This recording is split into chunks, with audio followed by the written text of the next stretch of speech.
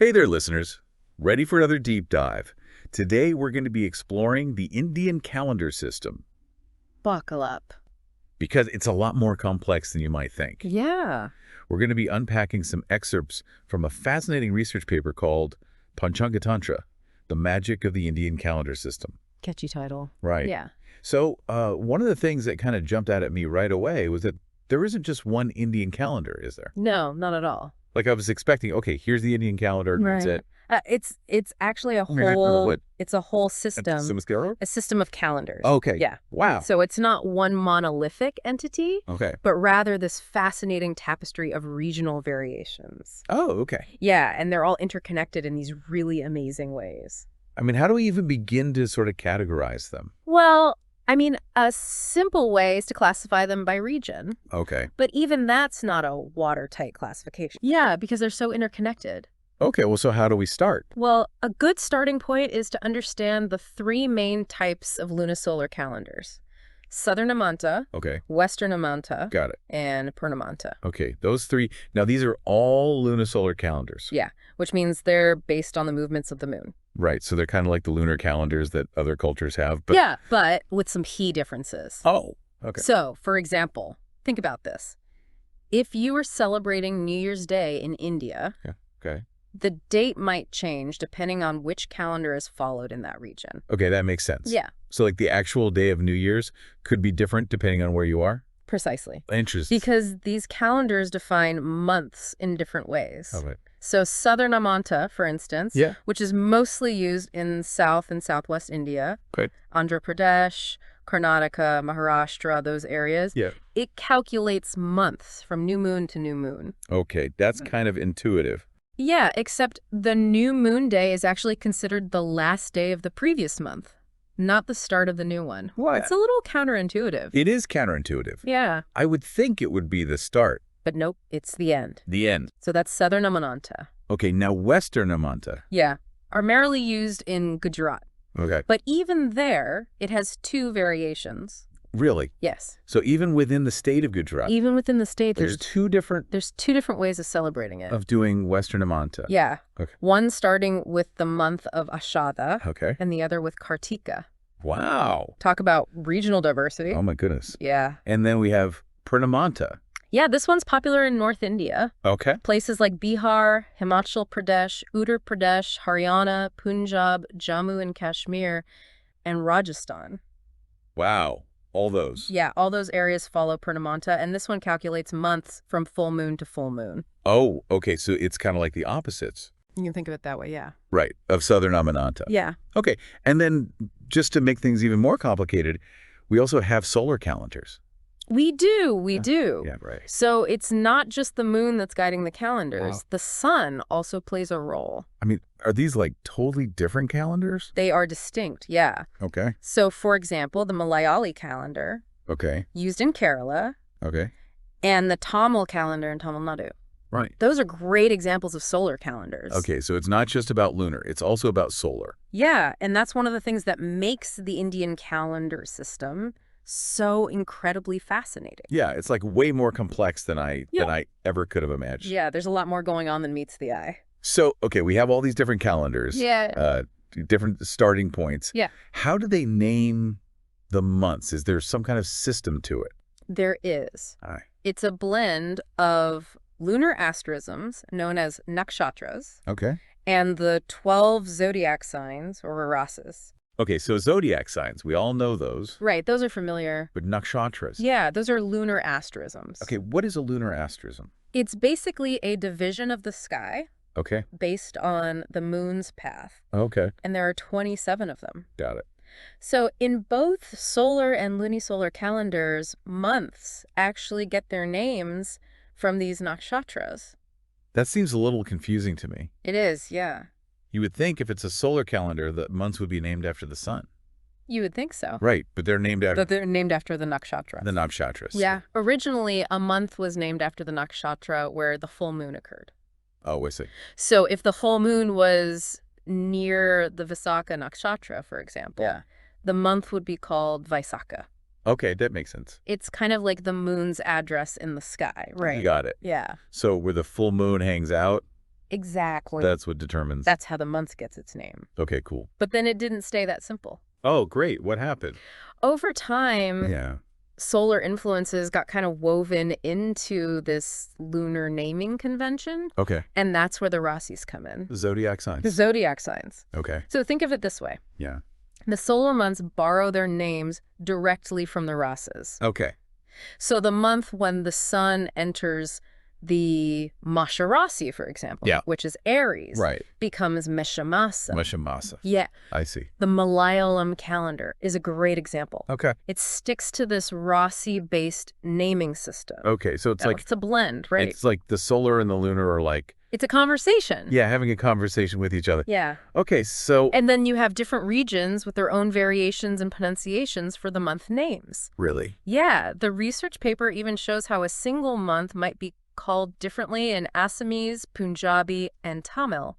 Wow, that's fascinating. Yeah, it's mind-boggling, but so cool. Yeah, it really is. Yeah. So, okay, we have all these different calendars, right? We have different ways of reckoning time. Yeah.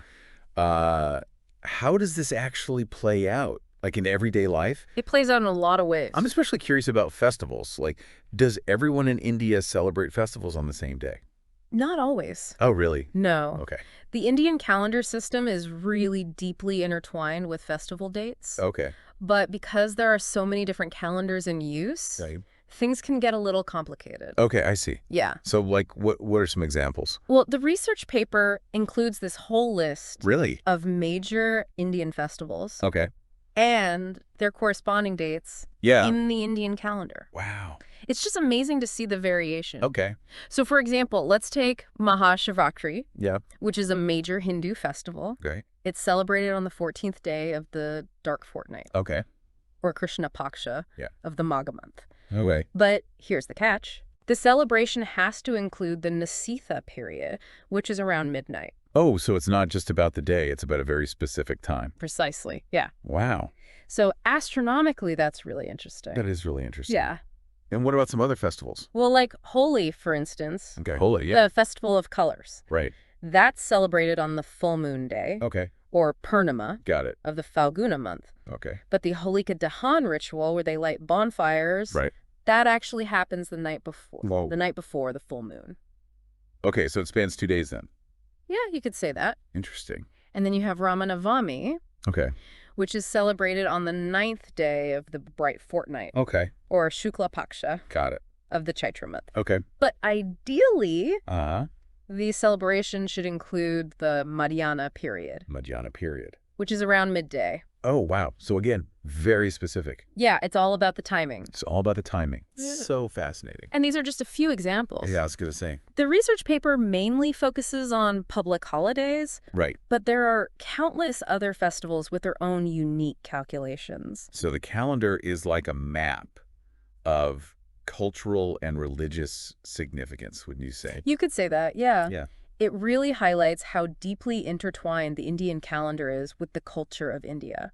It really is fascinating. Yeah, it's so much more than just a way of marking time. Right. It's really a living record of history and tradition. Exactly. Speaking of history, I'm curious about the different eras that are used in Indian calendars. Yeah, that's another fascinating aspect. It's like stepping into a time machine, isn't it? It really is. Each era marks a significant event or period. Right. Like giving us a glimpse into the past. Yeah, it's like these different windows into history. So what are some examples of these eras? Well, you have the Saka era, Okay. which starts in 78 CE. Okay. You have the Vikrama era Okay. from 57 CE. And then you have the Kali era, Okay. which goes all the way back to 3101 BCE. Oh my goodness. Yeah, we're talking about over 5,000 years ago. Wow. So that's a long time. A very long time. Yeah. And are there others? There's also the Kollam era, Okay. starting in 824 CE. Got it. And then there's the Bengali San era, Okay. which is a bit more complex. Okay. How so? It combines a start date of 963 CE Okay. with solar years since 1556 CE. Wow. Okay. That's a little, That was a little tricky. yeah. But it's used in the Bengali calendar. Okay, so each region might have its Could have its own era, yeah. own way of marking time based on their history. Absolutely. Right. And that's what makes it so interesting. Yeah, so it's not as simple as saying, okay, this calendar belongs to this era. Nope. It's way more nuanced than that. Right. It's really this blend of different... It's a melting pot. A melting pot of eras, of regions, of lunar, of solar, All coming together. to create this really rich and complex system. Fascinating. Yeah. And speaking of complexity, I came across this concept called Kashaya Masa in the research. Ah, Kayamasa. And I gotta say, it sounds a little Mysterious. mysterious, yeah. Right. A little magical. It does sound like something out of a fantasy novel. Yeah, what is it? Kashaya Masa literally means decayed month. Okay, decayed month. And it's a phenomenon where a lunar month is actually omitted from the calendar. Wait, hold on. A month just disappears.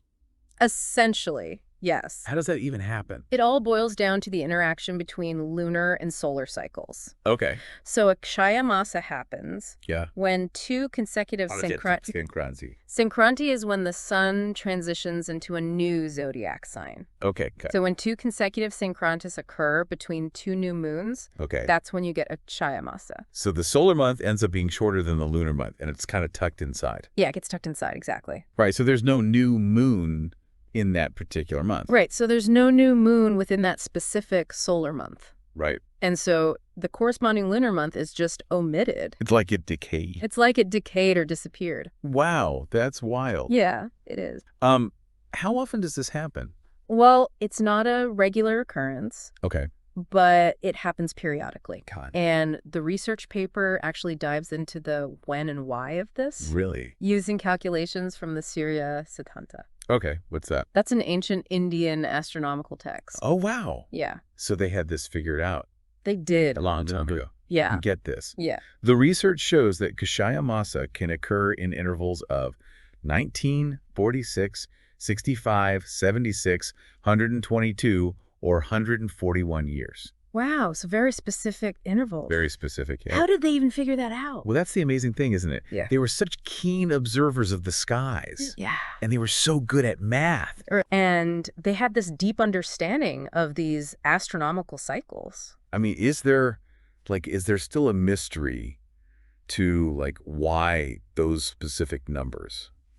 Well, yeah, I mean, the research gives us some clues. Oh, but yeah. the why behind those specific intervals is still... It's still kind of a mystery. It's still kind of mystery, yeah. Wow. It's fascinating. It is fascinating. Yeah, it really shows how this dance between the lunar and solar cycles can lead to these amazing adjustments in the calendar. Wow. It's like, like the calendar's this reflection of this cosmic dance happening above us. I like that analogy. Yeah, it's beautiful. Yeah. And speaking of different interpretations, there are actually 3 schools of thought Okay. on how to deal with the Kashaya Masa in a calendar. Really? Yeah, you have the Northwestern school, which Okay. is found in places like Gujarat and Rajasthan. Okay. They treat the extra month. The extra month. Yeah, or Adhika Masa. Satyaka Masa, okay. Before the Kaya Masa. Right. As a normal month. Okay, so they kind of shift things around. They do, yeah. Okay. And then you have the Eastern school, Right. followed in Eastern India. Got it. And they see the Adhika Masa Okay. after the Kshaya Masa as the normal month. So they kind of do the opposite. They do the opposite, yeah. Okay. And then you have the Southern school, Right. mainly in South India. Okay. And they do something really interesting. What's that? They consider both Adhika Masas Okay. as intercalary, like bonus months. Okay. And the Kshaya Masa is treated as a jogma. This month. Yeah, where its lunar days are divided between the 2 surrounding months. Wow. Okay, so it's like they're merging it Yeah, it's like a merge. with its neighbors. Yeah. So you have these different schools of thought, these different regions, these different eras. It's a puzzle. It's a puzzle, and we've only just started. Yeah, we're just getting warmed up. I know. I'm so excited to keep going. Me too. This is great. You know, before we move on from this idea of a missing month, I'm curious how those ancient astronomers figured out when a Kshaya Masa was needed. How do they know? Yeah, how did they know a month had to be omitted? Right. It's a combination of observation and really sophisticated math. Right. Remember, the Indian calendar system is rooted in astronomy. Yeah, so they were watching the skies, Yeah. crunching the numbers, making sure it all lined up. I had to make sure everything lined up. I mean, how did they know? Well, the key is understanding those Sankrantis. Okay, the Sankrantis, yeah. Those moments when the sun transitions into a new zodiac sign. Right, because if 2 consecutive Sankrantis happen between 2 new moons, That's when you get that triggers a Kashaya Masa. a Kashaya Masa. Right, but how did they know when those were happening? Well, the research paper talks about the Surya Siddhanta, Yeah, the Surya Siddhanta. this ancient astronomical text. Right. It was instrumental in Right. calculating and predicting those Sankrantis. So they could actually predict when the sun was going to transition into a new zodiac sign. They could, That's amazing. with incredible accuracy. Wow. They really had a deep understanding So- of celestial cycles. So they knew the Earth was moving around the sun, Right. and the moon was moving around the Earth, Yeah. and it wasn't perfectly in sync. Not perfectly in sync. And that lack of synchronization is what creates that squeeze. Or that squeeze where a solar month gets tucked inside. A lunar month. A lunar month. And that causes an omission. Precisely. Wow. The research paper goes into those nitty-gritty calculations. I can imagine. But essentially, they were tracking the positions of the sun and the moon Right. to figure out To know exactly when Akshaya Masa to omit a month. would occur. Wow. They were solving a celestial puzzle. They were, weren't they? Yeah. And they were good at it. They were masters. Right. Not only could they predict individual Kashaya Masas, but they figured out that they happened in those patterns, those larger patterns of 1946, 6-5. 76, 122, 141 years. Yeah. And we still don't fully know why. Yeah. There's still some mystery there. It's incredible that they could see that far ahead. I know. It really speaks to the depth of their knowledge. It really does. Yeah. I want to shift gears a bit Okay. and talk about something else that I came across in the research. Yeah. And these are Jovian years. Jovian years, right? Now, what are those? Well, imagine a Jupiter year. Okay. The time it takes Jupiter to orbit the sun. Okay. That's about 11.86 Earth years. So instead of like 2024, we'd be in You might say the year of, the year of you know what they would call some it. cool Jovian name. Right, exactly. Okay. And of course, there are different schools of thought on how these are calculated. Wouldn't you know it? More variations. Yeah, it wouldn't be the Indian calendar system without some variations, right? So what are the schools of thought? Well, the research paper highlights two. Okay. The Southern School Okay. and the Northern School. Okay. Now what's the difference? The Southern School names its years in a fixed order Okay. within a 60-year cycle. So it's like a set pattern that repeats. Yeah, a set pattern that keeps repeating. Okay. The Northern School does things a little differently. How so? They name the year based on the current position of Jupiter in the zodiac. So it's more dynamic. It's dynamic. Right. Like actually reflecting where Jupiter is. Reflecting Jupiter's real-time position. Right at that moment. Yeah. Wow. So it's a subtle difference. It's a subtle difference, but it makes a big difference. Yeah, it changes how that whole Jovian cycle is integrated into the calendar. Exactly. Yeah, it really shows how much depth there is to something as seemingly simple as naming a year. It really does. Right. And it reinforces that the Indian calendar is not just a practical tool. Wow. It's deeply connected to astronomy, astrology, culture. I mean, it's a reflection of that vast tapestry of Indian knowledge. It really is. Yeah. It's a living, breathing system that captures the essence of Indian culture. Now, you mentioned before how even classifying these calendars regionally can be misleading. Yeah, I did say that. Can you talk a little more about that? Well, it's because they're all interconnected. They Yeah. share these common threads, these influences, even these building blocks. So you can't just say, okay, this is the calendar of this region. You can't put them in neat little boxes. Right. They kind of bleed over into each They other. bleed over, they overlap, Yeah. they influence each other. Right. And we talked about how the names of the months are actually That's a good example. kind of shared across these different systems. A common thread.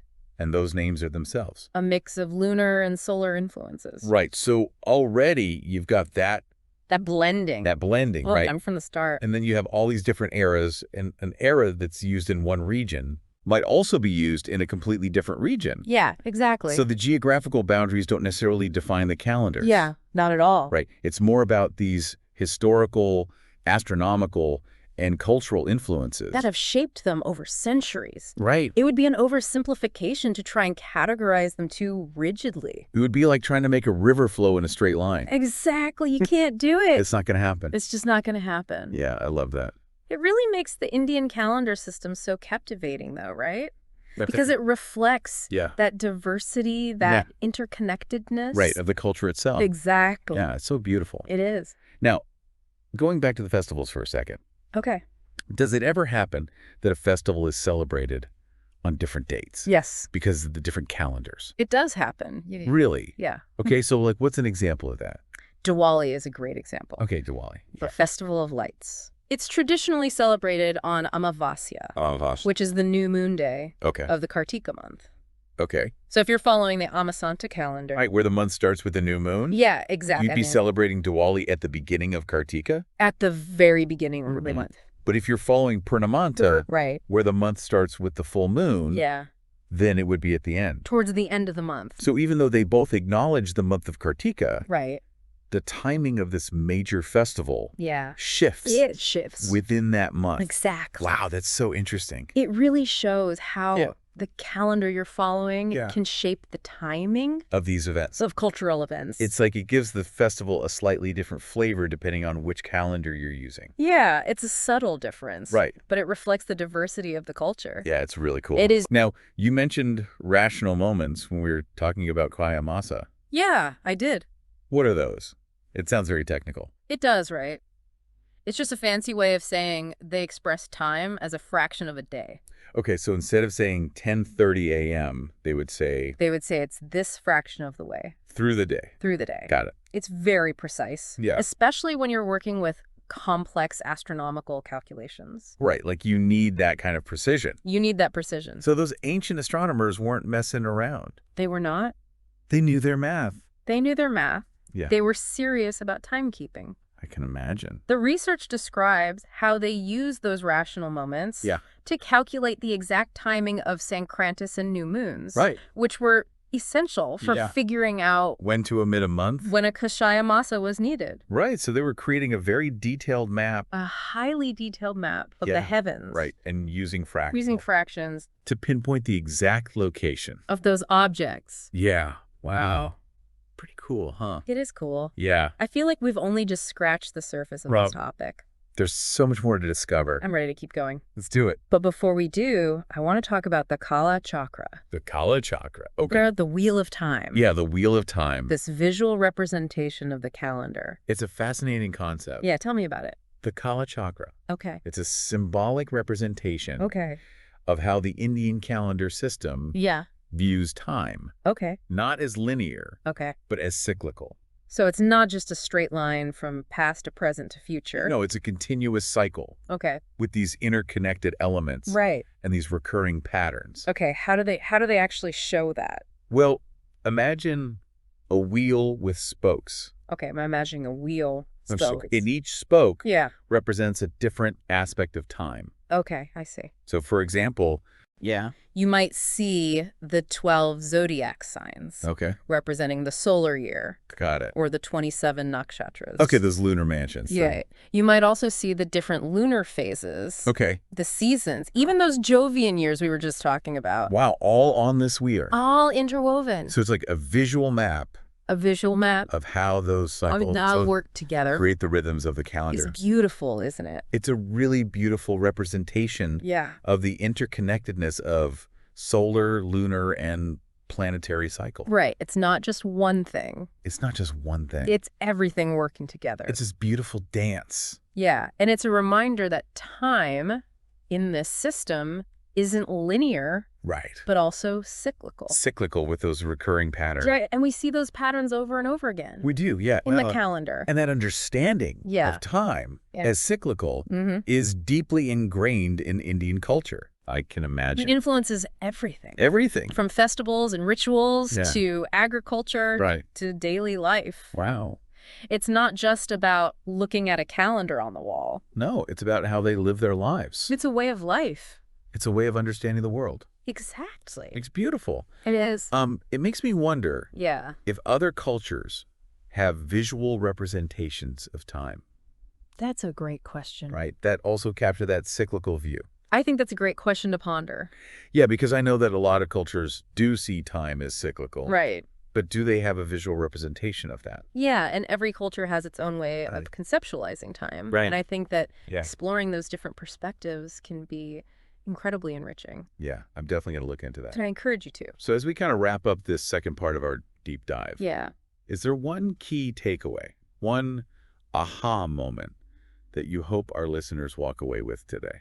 Yeah. I think the most important thing to remember is that the Indian calendar system isn't just about keeping track of time. Right. It's a tapestry woven from astronomy, math, culture, history, Yeah. all those threads that we've been talking about. Yeah. It speaks volumes about those ancient astronomers. It does. And their incredible knowledge. It really does. And how that knowledge has been passed down through the centuries. Yeah, it's really amazing. It's an incredible legacy. And it's also a reminder that there's so many different ways of understanding time. Yeah. And measuring time. Yeah. Not just one right way. Right. Every culture has its own unique way. Right. Its own cultural roots. Yeah. And its own philosophical roots as well. Yeah. And it's beautiful to see that. It is. It is. Yeah. Thank you so much for walking us through this. It's been a pleasure. It's been incredible. Yeah, it's been a great journey. And to our listeners, I hope that this has kind of sparked your interest in this topic. Because there's a whole world of knowledge out there. Right, and a whole world of different ways of experiencing time. Absolutely. Yeah, I love that. Yeah, it's fascinating. It is. Yeah. Okay, well, we will I'll pick this up in part 3. In part 3. All right, thanks. Sounds good. All right, so we're back, and we've been talking about all these amazing, intricate details of the Indian calendar system. It's really a fascinating system. It is. And, before we wrap up, I want to circle back to something we touched on earlier, which is this visual representation called the Kala Chakra. Ah, yes, the Kala Chakra. The Wheel of Time. The Wheel of Time, a very evocative name. It is. And you were saying that it's not just a picture. No, it's not just a pretty picture. Right. It's a symbolic representation of how the Indian calendar system views time. And how's that? Not as a linear progression, Okay. but as a cyclical process. Okay, so not just a straight line from beginning to end. No, not a straight line. Okay. More like a circle. A circle, a wheel. A wheel, exactly. So help me visualize this. Imagine a wheel with spokes. Okay, I've got the wheel, got the spokes. And each spoke represents a different aspect of time. Okay, what kind of aspects are we talking about? Well, you might see the 12 zodiac signs. Okay. Representing the solar year. Right, or the 27 nakshatras. Right, the lunar mansions. Exactly. Right. You might also see the different phases of the moon. Oh, the seasons. The seasons, yeah. Even the Jovian years we talked about. Wow, so it's all there on the wheel. All interwoven into this circular framework. So it's like a visual map of how it all works together. Exactly. It's a map of the celestial dance. It really is a beautiful representation. It is. It really captures that interconnectedness. Of the solar, the lunar, the planetary cycle. All those cycles working together. And it's a reminder that time isn't just linear. Right. But also with these recurring patterns. Those patterns are key. Yeah, and we see them over and over again. We do, in the calendar and in life itself. Now that cyclical understanding of time, it's not just an abstract concept, is it? No, it's deeply embedded in Indian culture. So how does that play out? It influences everything from festivals and rituals to agriculture, even daily life. It's a way of life. It's a way of understanding the world. It's amazing how a calendar can be so much more. It's more than just a tool for keeping track of dates. Right. It reflects a whole worldview. I'm curious, are there other cultures that have similar visual representations? That's a great question. That show this cyclical view of time. I think it's worth exploring. Yeah, because I know a lot of cultures see time as cyclical. They do. But I don't know if they have a visual for it. It would be fascinating to see. It would be. Every culture has its own unique ways of conceptualizing time. And representing. And I think exploring those different perspectives can be really enriching. I agree. It opens up new ways of thinking about something we all experience. Time. Time. Well, as we wrap up this deep dive into the Indian calendar system. An incredible journey. It has been. Yeah. What's one thing you hope our listeners take away? I think the key takeaway is this. Okay. The Indian calendar system is more than just a way to measure time. Okay. It's an incredible tapestry. A tapestry. Of astronomy. Okay. Mathematics. Right. Culture. Culture. Yep. History. All woven together. All woven together. We've been talking about that tapestry this whole time. It's a beautiful metaphor. It is. And it reflects the brilliance of ancient Indian astronomers. It really does. And the enduring power of their knowledge. And the fact that it's still relevant today, Absolutely. thousands of years later. It's a testament to its depth. It's a reminder that there are so many ways to understand time. So many ways, each with its own cultural and philosophical roots. And those different perspectives enrich our understanding of time itself. It's beautiful. It is. Thank you so much for sharing your expertise. It's been my pleasure. It's been an incredible journey. I'm glad you enjoyed it. And to our listeners, yes, I hope you enjoyed this deep dive as much as we did. There's a whole world out there to explore. Keep exploring those different perspectives on time. It's a journey worth taking. It is. And we'll be back with more deep dives soon. Until next time. Thanks for listening.